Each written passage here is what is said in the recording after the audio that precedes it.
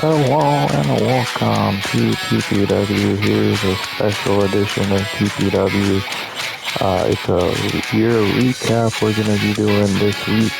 The other shows will be postponed until after the next month, which would be starting in April or a little bit after. Just because, like we mentioned before, we're only going to be focusing on getting the creations done and everything else. So we're going to do a year recap of the whole year and a half of TPW that we jumped right into.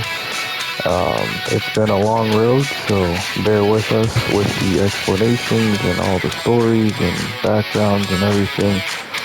And we take you back all the way to when we first got back on the air, which wasn't too far ago. It was almost a year and a half ago today. So we'll see this yearly recap here with the RAM, and we're gonna start it off here with the RAM here.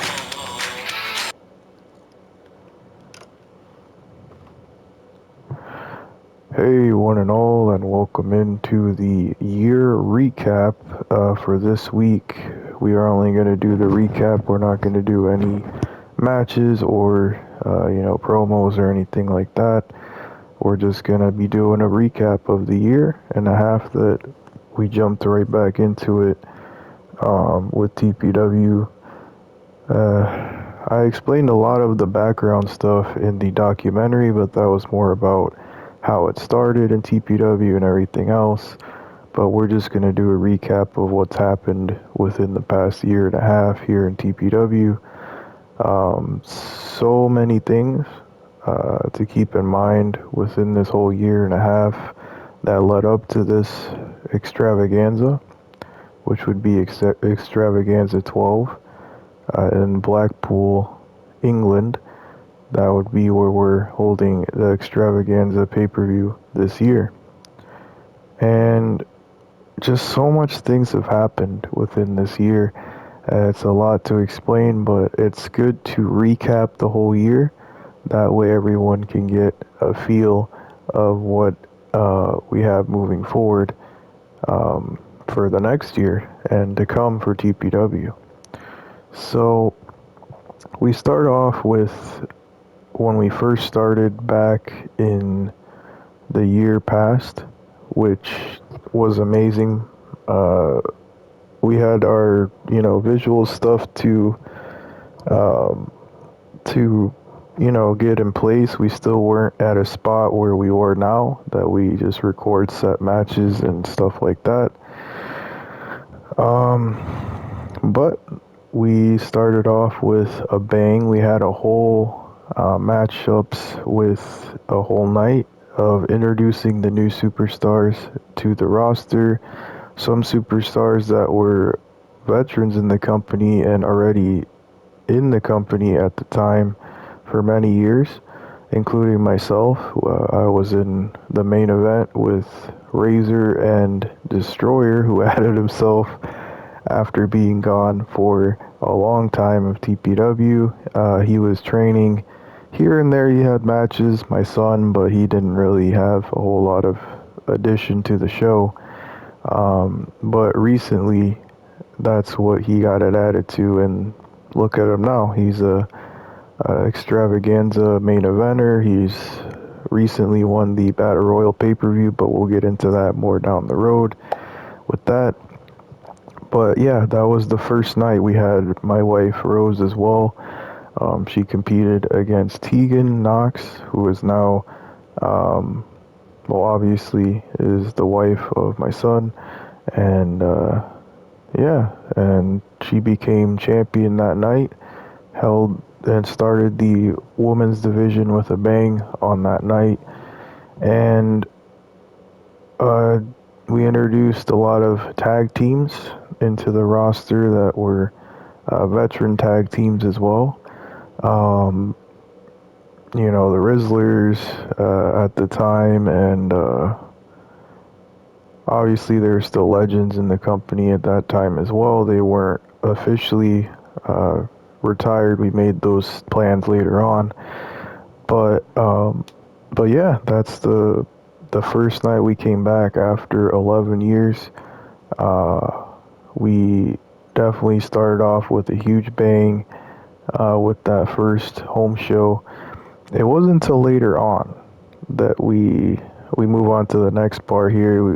It wasn't until later on we decided to add the new talent show and the away show. Now those two shows were added on because there were so many superstars on the home show that we weren't going to be able to fit everyone on each, like on one show. So we decided to do the new talent show to showcase our new talent superstars. That's when we developed the new talent program, and that is displaying a lot of huge stars that came onto the main roster recently as well. But yeah, and then that introduced a lot of people who were added on, like Daniel Brown, Perseus, his son, Preston, obviously, and a lot of other new superstars that are still rising in the new talent show, but also who were added on later to the main roster. Um, but within all that, we had the first Shibata trophy. Well, Shibata was the one who won the first trophy tournament, and he was able to win that opportunity. And that was a big tournament that we had for our first trophy tournament. That trophy tournament was to decide the new, um, obviously the number one contender at any time for the main championship at Extravaganza. That led on to a whole year of, after Shibata won that and the last spot against Cayenne, he won that tournament, and it was a huge win because obviously Cayenne is not an easy person to beat, and he proved himself as the top person of this company now. And a whole year passed, like I said, and so many things happened within that year. But that's what cemented the legacy of what you see now with Shibata as the face that runs this place in TPW. Later on, after the trophy, we had a lot of things happen with that, and with the number one contender already in play with the trophy, we needed to find out who was going to be, in between the people who were going to lead this company into the future. And that wasn't easy to decide. Obviously, I was on the back burner in that moment. I was still the main champion at that point, but it wasn't until later that Destroyer ended up winning the championship, and we molded moving forward that legacy being passed on to Destroyer, and obviously that started the Faces of Fear, which were totally different from any team that we ever saw. Obviously, we had the Corporation, that was the only faction at the time, a long time ago in the TPW roster. But yeah, the Faces of Fear were made into play. That was started by Destroyer, as well as, Jake, Crow, eventually Frenchman was added on as well, and stuff like that. But the original Faces of Fear were Robert Roode, Baron Corbin, Destroyer, and Jake, who was moved up from the new talent roster to be a part of that time, the Faces of Fear. That led to a long reign of them rising in TPW, taking over the company, and pretty much taking all the titles. Obviously, at that time, Tegan was alongside them as well, and she pretty much took over the women's division with that title as well, and the women's world title. And moving forward from that, the Faces of Fear ended up going to, obviously leading into um, a huge rivalry with a lot of people. But eventually they had their disagreements and they broke up as a faction. And obviously Destroyer decided that after he was booted out from Jake, because Destroyer was losing a lot of matches and wasn't able to keep up as the leader of the faction Faces of Fear. The Faces of Fear then moved on to Jake being the leader, and he booted out pretty much everyone who was not able to move forward with the way that he wanted the Faces of Fear to go. So he pretty much kicked out Baron Corbin, Robert Roode, and we moved on to having Crow, who was a new superstar at that time, as well as Frenchman, and things like that. So moving on from that, that caused friction between, obviously, Destroyer and Jake. They had their mini rivalry in between for that reason, and from there, they moved on to eventually the Destroyer, moving to when it was available later on the away show where he is now, but that whole thing happened later. But moving forward from the Faces of Fear, then it moved into a whole new faction that was made, a reformation, if you could say, of the corporation. The corporation was originally founded by me, C. Brown, and a couple other members in the old TPW locker room, which were legends that are now pretty much part-timers. But C. Brown obviously died at the Summertime Fun, after the Summertime Fun event recently, this past year. So anyways, at that time he was still alive and kicking, and he was a part of our faction rebooting at that time.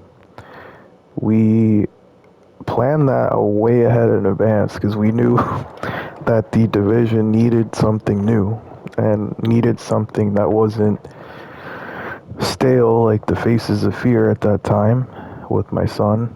Obviously at that time with Jake, but the corporation pretty much took over as soon as Shibata eventually finished his story, as they say, like they did with Cody Rhodes. He finished his story at the year mark at Extravaganza. He ended up having, winning the championship that year at Extravaganza. But, things happen, and the corporation was starting. We wanted to make a story that would make sense. So, me, myself, I was still in the kicking person, wanted to keep the face of the company, as you could say, the high mark. So I decided to make the decision of turning on Shibata and pretty much moving myself to start the corporation. That was the beginning of the corporation at that point when I turned on Shibata. Started this whole rivalry between him and the corporation. We had a whole half year on that. That led into him getting jumped pretty much in a huge way. And he was injured shortly after a team battle match that they had leading into the TPW team battle pay-per-view, which we had with the corporation and Shibata's team. He was left by himself, pretty much destroyed, and then jumped the next day after with us, me, C. Brown, the corporation.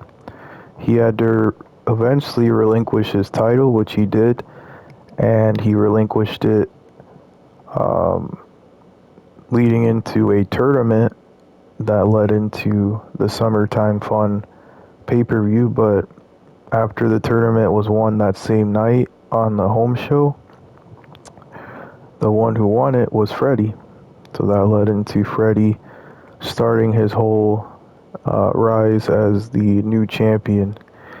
Obviously, the year before, if we jump into Freddie now, Freddie the year before won the Battle Royal pay-per-view, so he was a Battle Royal winner. But at that time, he got turned on by Tyler Cool, which was his best friend, a veteran in the company, still is today, and he's the new leader of the new corporation. But he jumped, pretty much cost Freddie the title at Extravaganza, which cost him his opportunity that he won at the Battle Royal pay-per-view, which we jump back into where Freddie won the title at the tournament, which was a little bit after. Then that made Freddie pretty much take on the mantle of Shibata. For almost a little bit of time, he was the pretty much taking on that load that Shibata had before. Obviously, Shibata was very badly injured. Speaking of that, just on that storyline with Shibata, he was very much injured, but part of it was that he actually landed wrong on his arm, and that cost him a lot of surgery.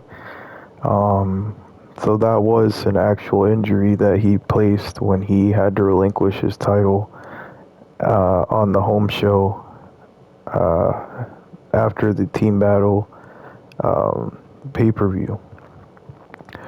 So, well, jumping back to Freddie, Freddie then took on that mantle. He moved forward to start a rivalry. Again, the corporation was still involved. I was still involved in that as the leader, pretty much. So we started planning a rivalry between me and Freddie. And obviously, that would be the biggest task of Freddie's career. We wanted to make it an epic event. So, Summertime Fun pay-per-view, the biggest event of the summer, we planned for Freddie to face me at that pay-per-view. I believe it was the main event for the Flame title. A banger of a match, a big match for Freddie, and a big match for myself. It definitely cemented the legacy of Freddie as one of the top guys that we have in the company. Moving forward from that, that led into new superstars taking on the role of newer talent that needed to move forward in the new talent show. Not only there, but also it started a new era, because pretty much at that point a lot of the legends were part-timers and they weren't physically able to continue in the company all the time, including Razor was one of the top superstars. Still kind of is, but is a part-timer. But we needed a new era, and that's what we started with the new superstars from the new talent show that we moved up from the main to the main roster. Obviously, a lot of them that you already know now: Daniel Brown. You see Humdial, he was moved up from the new talent show, as well as the Rizzlers, the Italian Stallions as a tag team, the Rockers,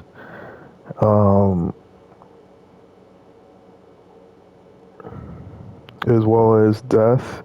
He was moved up from the new talent show alongside Isabella, and as well as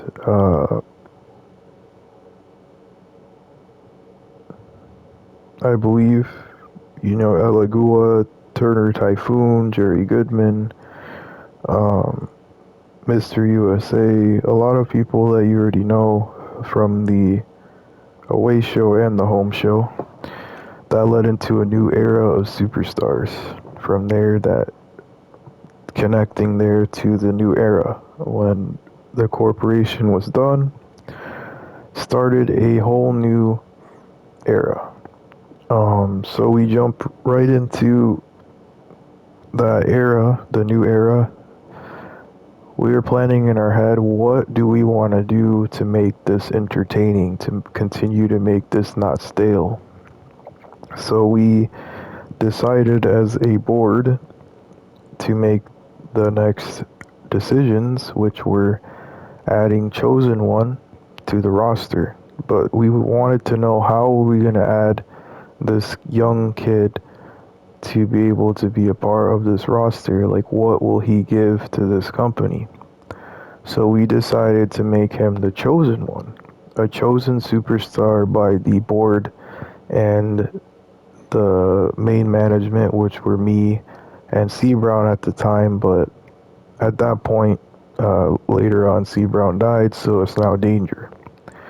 So we were deciding, what do we want Chosen One to do? Do we want him to be a person who is against everything? Do we want him to be a face? Do we want him to be a heel? So we decided amongst ourselves, like, I think the best option would be having him imitate a little bit of every single person that we've had within the years of TPW. So you had the brashness, the boldness of me and Razor. You had the hardcoreness of Randall. You had the mouth of Destroyer, who is obviously a fluent speaker on the mic. He's my son, pretty much a young veteran in this company, but uh, all that combined caused Chosen One to be a great addition to the new era, to kick off the new era of TPW, because Shibata's story was over, so was Freddy's. We needed a whole new superstar to kick off the new year, which that led into him eventually being a part of the first night he was there, winning the ladder match pay-per-view, which he won the briefcase. In that same night, he had won the New Talent Championship. So he won the New Talent title and won the briefcase in the same night, which was just amazing. It was a great setup into later on him in a short run on the New Talent show. He was automatically moved up to the main roster, which was a good story because it rubbed a lot of people the wrong way, and he was able to win right away the Flame Championship. Obviously, he was not wanting to be a part of the corporation, because at that time, the corporation was still in effect, but I had left. There was an emptiness to the corporation, starting the new corporation, which needed a leader. And obviously, all things were pointing to Chosen One to do that, but the story thing is that we wanted to make it interesting. Chosen One not wanting to be a part of the corporation caused a friction to see who would be involved in the corporation as the leader. So we added Tyler Cool, who was already a tenured veteran.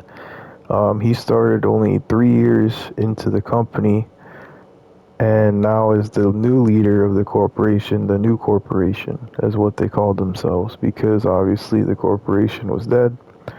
They needed to restart the corporation as the new corporation. So that led into that, which led into a lot of friction with a lot of superstars, because They wanted to know what was going to happen moving forward with everything in TPW. Was it going to fall again with this new corporation? Was it going to be stale like the last time? But we wanted to make it interesting. So we moved it to the new corporation, leading into this new era, leading into them pretty much dominating the up till then, but also recently to leading into um, obviously connecting all the dots, like All Star, my brother, having superstars step up from the roster, like newer superstars showing what they got against the new corporation to try to dismantle it, which leads into a whole thing where the new corporation has a lot of people going after them. But not only that, it showcased superstars that weren't being showcased before. And that's what the whole point of the new corporation was. Um, Obviously, it led to Faces of Fear starting a rivalry on the Way show because there was a lot of factions, it still is. You got the Faces of Fear with Jake, you have the new corporation, the United Kingdom. So all those together, how are we going to manage all these factions? So we ended up moving the Faces of Fear, and we already had the United Kingdom on the Away show. So that was already made into play. They were separate, and separate from the new corporation that kind of moved up on the home show that balanced it out. So from there, obviously it leads to the new corporation, um, leading into what we have now, with this whole year being started again with the new corporation. But we go back to where individuals had their different spots within those years. You look at the Rizzlers. The Rizzlers won their first tag team titles a long time ago. It was a year and a half ago, after being a part of the TPW roster for 10 years or so. And then you had Davis win his first ever singles championship, the New Talent title, when he was being a part of that show. So you had that. You had the Italian Stallions win their first tag titles as well. They were newer superstars, obviously. The Italian Stallions weren't there that long. Um,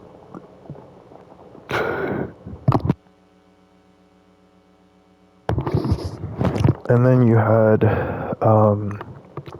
people like the King. If you want to get into the King, um, he was a newer superstar as well. He wasn't there that long in the company, but we thought the King was a good idea because we needed someone to kind of carry the Away show in a way that we've never seen, as well as kind of take on the mantle of who's going to replace Perseus. Perseus was a great long-reigning mid-Carter champion, is now a Hall of Famer and a legend, so who was going to take on that mantle, obviously besides his son, later on joining TPW, but kind of adding to that mid-Carter division. It was kind of getting a little bit low. So the King took that mantle and ran with it. He ran the whole ball there with the mid-Carter title. And then you move on to people like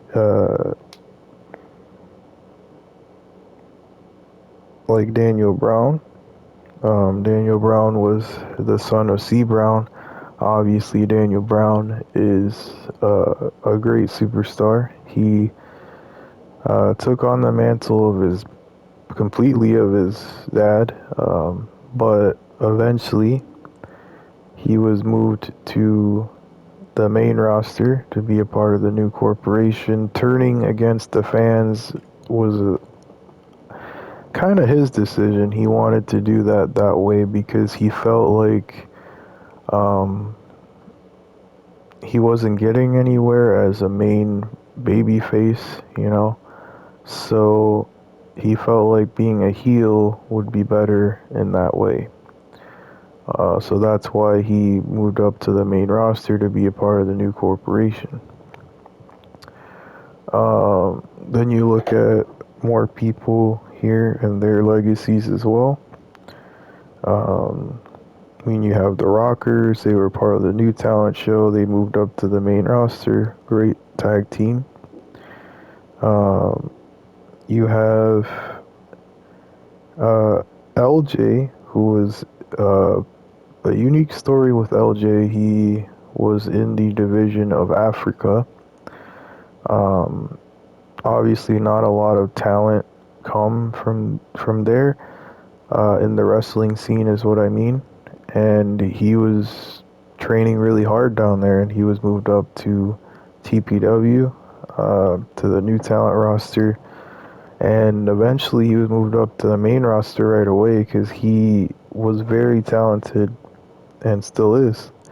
A big future of this company, future Flame champion for sure, future mid-carder champion. Uh, we move up to Cowboy Jimmy and Jack. They had completely different sides to themselves. On the new talent show, we decided they would be better as a tag team because honestly, they were pretty common styles that they had. They both were heels as well. We thought they would be great as a tag team. So, longest reigning tag team, new talent tag team champions, obviously great addition to the main roster on the Away show. We look into the history of Jack. We talked a little bit, Jake. We talked a little bit about his history before, not only being the youngest member of being a leader of the faction, the Faces of Fear, but also eventually winning the Mid Carter title, and as well as being one of the youngest superstars on the main roster from the new talent show. That was when we first started, so that was amazing to have his Smash Mouth style be on the roster, a great superstar, lead us into the new era as well, being Jake. Um, so much history with him. We move into people like Jerry Goodman. Jerry Goodman and Edward moved up from the indie scene. They wrestled all over, and eventually they were added to the TPW roster. Jerry Goodman being a young superstar as well as Edward. Um, Jerry Goodman, obviously a main superstar on the roster, main evented many matches, flame title matches, tournaments, everything. So a great superstar to have on TPW as well. Um, we moved to Turner Typhoon. Obviously, Turner Typhoon from the new talent show eventually won the trophy this recent year.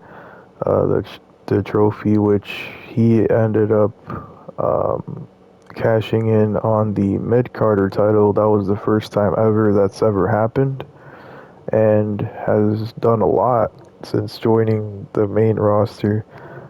Pretty much on his own. He's never been really a part of a faction or he was a part of the corporation for a little bit, the new corporation, but that whole thing dismantled when Tyler Cool and the corporation turned on him as well. But has done a great job for himself. We moved to Elegua. Recently, he was added to the TPW roster.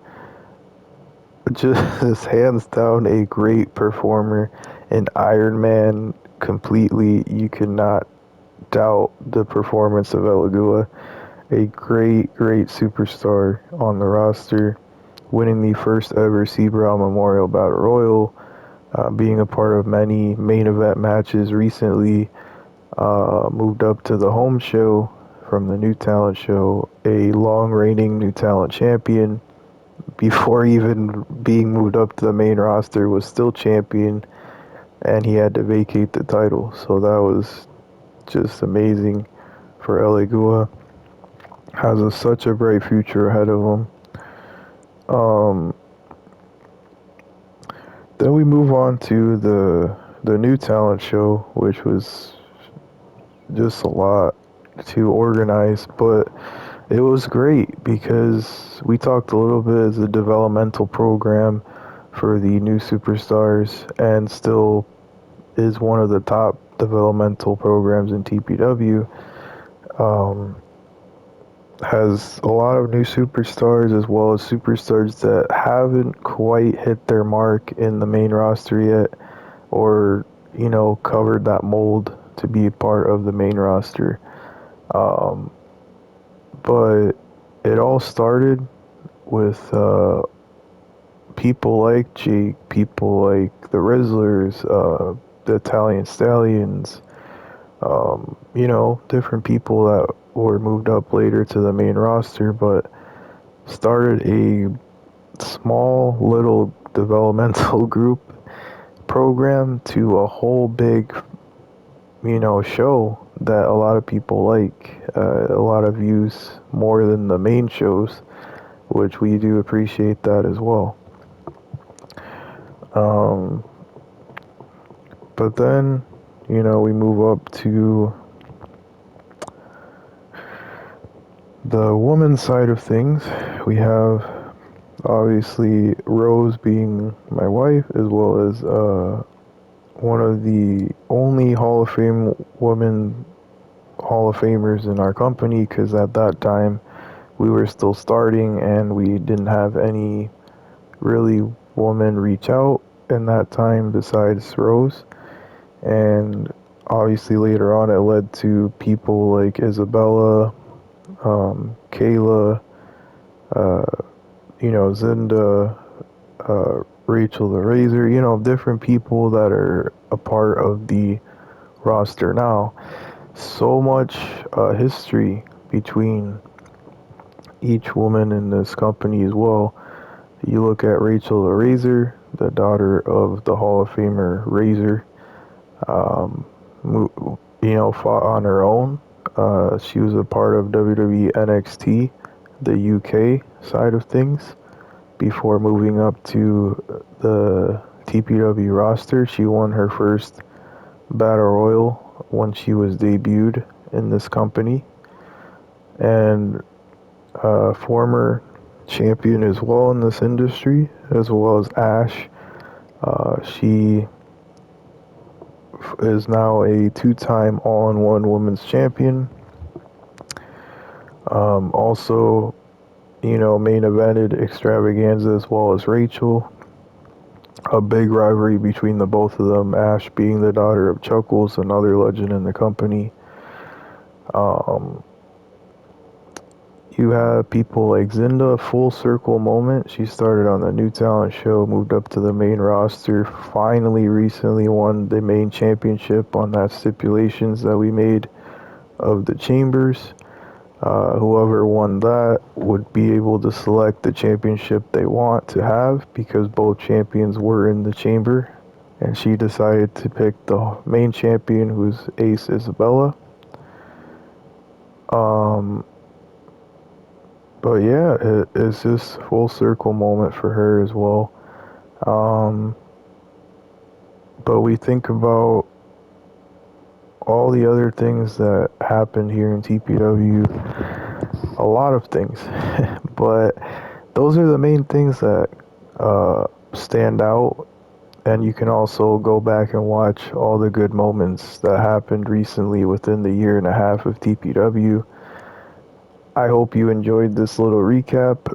It will be posted soon, as well as, obviously, like I said, starting, uh, it's February 24th now, so starting the next week would be when the new game comes out and the pre-order on the 6th. So from there on, we'll have like a whole month of no TPW action. There won't be any shows within that month. It'll just be focusing on making the characters, the arenas, the titles, everything. So it's just focusing on those things for the month, and that'll lead into obviously Extravaganza pay-per-view, which is in April. So hopefully we'll get done at least before then. If we need to extend it, we will. And we'll let you know with a video when we'll be back officially and we're all ready to go to do the shows and stuff like that for, Extravaganza and stuff. Obviously, we're in the middle of tournaments as well right now. The all-in-one women's tournament, the new talent mega tournament. If we don't get to it before Extravaganza, we'll have to pretty much handpick someone to move on in those tournaments to go to Extravaganza. And yeah, that's pretty much it. We just wanted to do a little recap, let you guys know we won't have any programming until pretty much WrestleMania. There'll be a WWE WrestleMania April 19th and that so forth. We're going to try to get it done before then so we can fit in, those tournament matches and some shows on the new platform. But like I said, again, we might not be done until that time. So thanks for tuning in as well for this little recap of the year. So many things have happened, but we hope that you guys enjoyed it, and we'll leave it there. We'll leave it to Pepperjack to sign off on the introductions here. Well, thank you, Ram, for that. Thank you always for being with us these past year and a half, coming back to TPW. But thank you for the subscribers, the recent subscribers of the TPW channel, as well as the Twitch channel. It has 500 followers, a great showing, and we hope that we continue to rise in TPW. And we hope to see you again soon, if possible, getting all these things together for the show. We won't have any scheduled programs again, like we said, until April 19th or so, maybe a little bit before. But we'll see you guys again soon. Hopefully, a little bit less than we think.